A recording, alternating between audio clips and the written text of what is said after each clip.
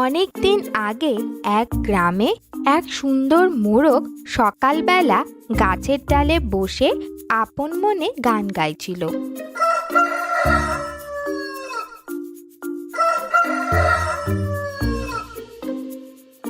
আর তখন সেই গাছের তলা দিয়ে এক চালাক শেয়াল গ্রামের দিকেই যাচ্ছিল। মোরগের গানের আওয়াজ শুনে শেয়াল দাঁড়িয়ে গেল আর মনে মনে ভাবতে লাগলো, ওহ, আজ এই মোরগটাকে বোকা বানাই, খুব মজা হবে। আর মোরগটা যদি সত্যি সত্যি বোকা হয়ে যায় তাহলে তো আর কথাই নেই, আমাকে আর খাবার খুঁজতে গ্রামে যেতে হবে না, একে মেরেই খেয়ে ফেলবো। এ কথা ভেবে শেয়াল মোরগকে বলল, আরে বন্ধু, কেমন আছো? তোমার সাথে এখানে দেখা হয়ে ভালোই হলো বুঝলে। তোমাকে একটা সুখবর দেই বন্ধু। শেয়াল যে গাছে উঠতে পারে না এটা মোরগ আগে থেকেই জানতো। তাই আর ভয় না পেয়ে মোরগ শেয়ালকে জিজ্ঞাসা করলো, কোন সুখবরের কথা বলছো ভাই, বলো তো শুনি। শেয়াল ভীষণ আশ্চর্য হয়ে বলল, ওমা, এ কি কথা বলছো? তুমি এখনো শোনোনি? জঙ্গলের তো সবাই জানে খবরটা, তুমি বাদ পড়ে গেছো দেখছি।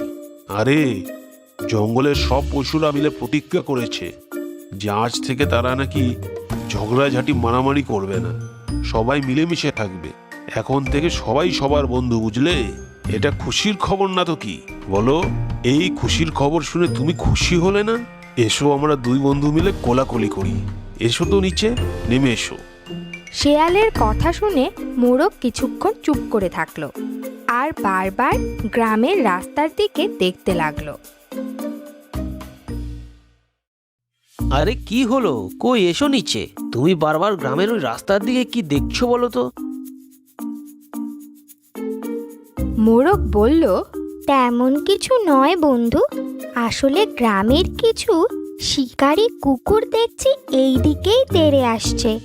আমার মনে হয় ওরাও বুঝি আমার মতো এখনই এই খুশির খবরটা পেল, ওই জন্যই এই দিকে দৌড়ে আসছে। কি বলো তো, ভেবেছে সবাই মিলে একসাথে মজা করবে। মোরগের মুখে এ কথা শুনে শেয়াল ভীষণ ভয় পেয়ে গেল আর ব্যস্ততার ভান করে বলল, বন্ধু শোনো, আজ আমি আসি বুঝলে। একটা জরুরি কাজের কথা মনে পড়ে গেল। আবার দেখা হবে, তোমার সাথে দেখা হয়ে খুব ভালো লাগলো। আসি ভাইয়া। আরে আরে, চললে কোথায়? দাঁড়াও দাঁড়াও, শিকারী কুকুরের কথা শুনে ভয় পেয়ে গেলে নাকি?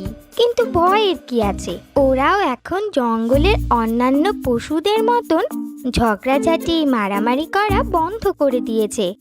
ওরাও তো আমাদের বন্ধু হবে বলো, ওরা এলে একসাথে মজা করব। না না ভাই, ওরা শিকারী কুকুর, ওদের কোনো ভরসা নেই। আর তাছাড়া আদৌ জঙ্গলের পশুদের নেওয়া প্রতিজ্ঞার কথা ওরা জানে কি না কে জানে ভাই। না, আমি আজ চলি। এই বলে শেয়াল এক দৌড়ে সেখান থেকে পালিয়ে গেল আর মোরগ নির্ভয়ে আবার গান গাইতে আরম্ভ করলো।